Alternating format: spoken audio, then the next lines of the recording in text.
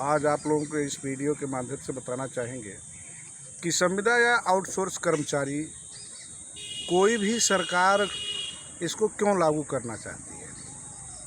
Outsource या संविदा कर्मचारी का मतलब ही होता है युवाओं का शोषण, और इस शोषण के लिए सभी राजनीतिक पार्टियां या जो भी सरकारें आती हैं वो सारी की सारी दोषी मानी जाती हैं, क्योंकि जब तक चुनाव नहीं होता है तब तक तो ये बेरोज़गार युवाओं को रोज़गार देने की बात करते हैं।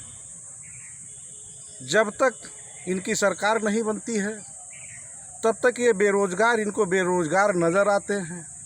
जैसे इनकी सरकार बनती है ये बेरोज़गार को बेरोज़गार न कह करके इनको भूल जाते हैं और इनका शोषण शुरू हो जाता है।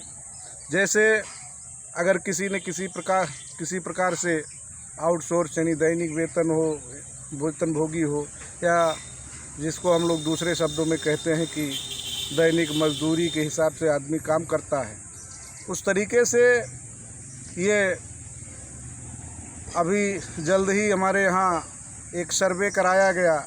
जो विगत कई वर्षों से लोग कार्य कर रहे थे, उनको भी सरकार ने ये घोषणा करते हुए कहा कि इनको हमने रोज़गार दिया। हम जानना चाहते हैं कि जब हम पहले से काम कर रहे हैं तो ये रोज़गार आपके द्वारा नहीं मिला हमको, ये रोज़गार तो हमारा पहले से सृजित है। अगर आपको रोज़गार जो आपके रोज़गार देने की श्रेणी में आता है उसमें कहा जाता है जो आपके द्वारा नई नियुक्ति हो उसको नए रोज़गार के सृजन की श्रेणी में रखा जाता है।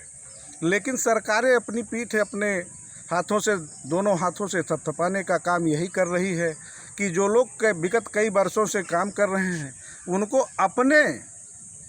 अपने कार्यकाल का केवल डाटा मंगाकर वो अपने सरकार में वो नौकरी या रोज़गार के सृजन का आंकड़ा पेश कर रही है, जो सरासर हम युवाओं के साथ, हमारे युवा भाइयों के साथ अन्याय हो रहा है। दूसरी चीज़ एक मैं और बताना चाहूँगा, आज तक जितनी भी सरकारें आईं कभी किसी सरकार के द्वारा हम आउटसोर्स संविदा कर्मचारियों के साथ कभी न्यायोचित बात ही नहीं होती।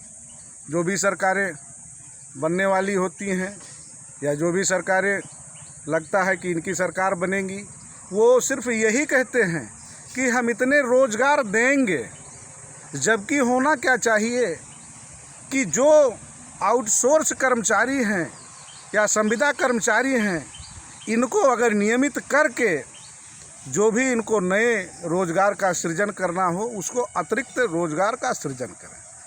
तीसरी चीज़ हम आपको एक चीज़ और बताना चाहेंगे, जैसा कि हमने कहा कि आउटसोर्स या संविदा का मतलब ही होता है हम युवाओं का शोषण।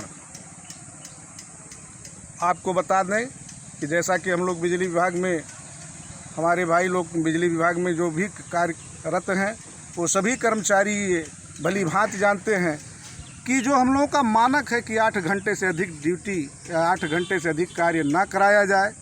जो हम लोगों के अनुबंध में तय होता है 8 घंटे 26 दिन ही कार्य लिया जाए, लेकिन कहीं न कहीं उसको कंपनी के दबाव में, अधिकारियों के दबाव में हम लोगों से 8 घंटे के बजाय 12 घंटे, 16 घंटे, 18 घंटे, यहाँ तक कभी कभी हम लोगों को 24 घंटे भी ड्यूटी करना पड़ता है। सिर्फ इसलिए उपभोक्ताओं की समस्या को देखते हुए सरकार द्वारा 8 घंटे से अधिक, 8 घंटे के बाद ना तो नाइट गैंग की व्यवस्था की गई है, जिसके द्वारा हम लोगों को नाइट का भी कार्य देखना पड़ता है। इस तरीके से हम लोगों का शोषण चरम पे चलता चला आ रहा है। दूसरी चीज़, अभी मैंने एक चीज़ कहा कि हम लोगों का युवाओं का शोषण या हम लोगों का जो अधिकार है वो मूलभूत अधिकार हम लोगों को प्राप्त नहीं हो रहा है। ये श्रम विभाग या श्रम कानून में है कि 8 घंटे से अधिक किसी से कार्य न लिया जाए। यदि कार्य लिया भी जाता है तो उसको 8 घंटे से अधिक कार्य का अतिरिक्त भुगतान किया जाए। लेकिन आज तक किसी सरकार ने या किसी सरकारी अधिकारी ने कभी इस कार्य को करने के लिए कभी कोई अपनी तत्परता नहीं दिखाई। बार बार संगठनों के माध्यम से आवाज़ भी उठती रही, लेकिन वो आवाज़ हर सरकारों के द्वारा, हर पार्टी के द्वारा आज तक केवल दबाने का ही कार्य किया गया, ना कि उस पर किसी प्रकार का कोई अमल किया गया। धन्यवाद। जय हिंद, जय भारत।